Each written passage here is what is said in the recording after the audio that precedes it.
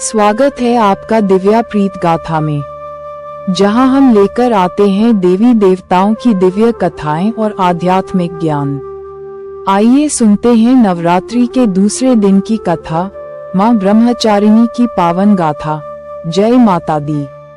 नवरात्रि के दूसरे दिन हम जिस स्वरूप की आराधना करते हैं वे हैं मां ब्रह्मचारिणी। उनका नाम ही उनके तप और त्याग की पहचान है। ब्रह्मचारिणी अर्थात ब्रह्म का आचरण करने वाली, संयम और साधना की देवी।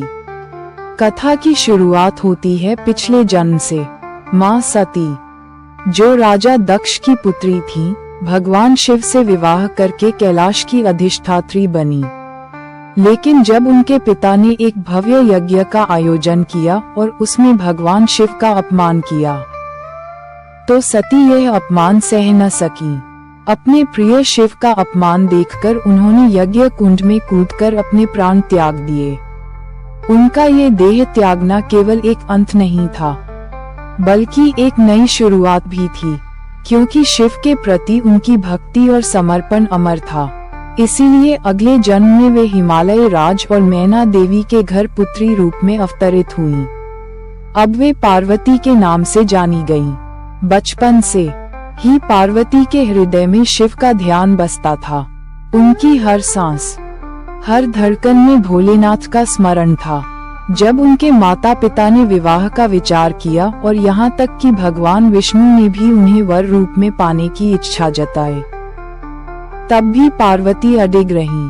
उन्होंने स्पष्ट कहा, मैं तो केवल शिव को ही अपने पति के रूप में स्वीकार करूंगी। यही दृढ़ निश्चय उन्हें एक कठिन मार्ग पर ले गया, तपस्या के मार्ग पर।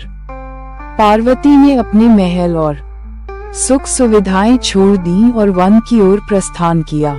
वहां उन्होंने तपस्या शुरू की। प्रारंभिक वर्षों में वे केवल पुष्प और फल खाकर जीवन यापन करती रहीं। फिर समय के साथ उन्होंने और कठोर तप किया, केवल बेलपत्र खाकर कई वर्षों तक जीवन बिताया। धीरे धीरे उनकी तपस्या इतनी कठिन हो गई कि उन्होंने जड़, कंद, मूल और यहाँ तक कि जल का भी त्याग कर दिया। वे केवल वायु पर जीवित रहीं।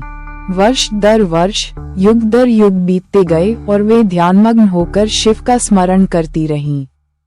कल्पना कीजिए, एक कोमल राजकुमारी घने जंगल में खुले आसमान के नीचे बैठी है। तेज धूप, कड़ाके की ठंड, मूसलाधार बारिश, सब कुछ सहन करती है, लेकिन ध्यान एक ही लक्ष्य पर है, भगवान शिव। उनका शरीर धीरे धीरे क्षीण होने लगा। वे और अधिक पतली और कमजोर होती गईं, लेकिन उनके मुख पर तेज था, उनकी आंखों में दिव्यता थी और उनके हृदय में अटूट विश्वास। जब देवताओं ने देखा कि पार्वती इतनी कठिन साधना कर रही हैं, तो वे उनके सामने प्रकट हुए। उन्होंने कहा, देवी, ऐसी तपस्या आज तक किसी ने नहीं की। आपके धैर्य और तप से हम सब चकित हैं। निश्चित ही भगवान शिव आपकी भक्ति से प्रसन्न होंगे। ऋषि मुनि भी उनकी साधना देखकर नतमस्तक हो उठे। गंधर्व और देवकन्याएं उनकी एकाग्रता को देखकर भजन गाने लगीं। पूरा ब्रह्मांड उनके तप की आभा से आलोकित हो उठा। आखिरकार हजारों वर्षों की तपस्या के बाद भगवान शिव उनके सामने प्रकट हुए। उन्होंने मुस्कुराकर कहा, हे देवी, तुम्हारी तपस्या और तुम्हारी श्रद्धा से मैं अत्यंत प्रसन्न हूँ। तुम्हारे समान धैर्य और संकल्प किसी ने नहीं दिखाया। तुम ही मेरी अर्धांगिनी बनने योग्य हो। अब से तुम सदा मेरी पत्नी, मेरी शक्ति बनकर संसार में पूजित होगी। शिव के ये वचन सुनकर पार्वती का चेहरा आनंद और शांति से खिल उठा। उनकी तपस्या सफल हुई। इस प्रकार वे मां ब्रह्मचारिणी कहलाईं। मां ब्रह्मचारिणी का स्वरूप अत्यंत सरल और तेजस्वी है। उनके दाहिने हाथ में जपमाला और बाएं हाथ में कमंडल रहता है। उनका ये रूप साधना, संयम और धैर्य का प्रतीक है।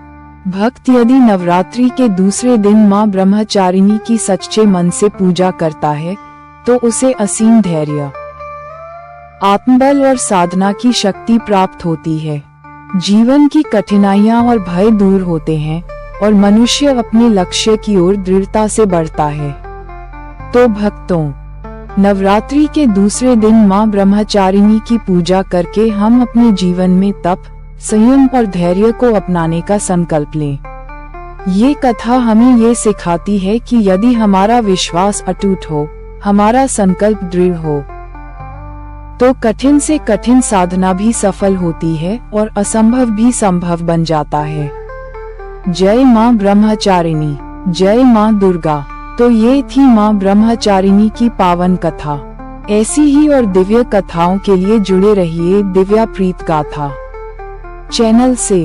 अगर वीडियो अच्छा लगा तो इसे लाइक और शेयर करें और चैनल को सब्सक्राइब करना न भूलें। जय माता दी।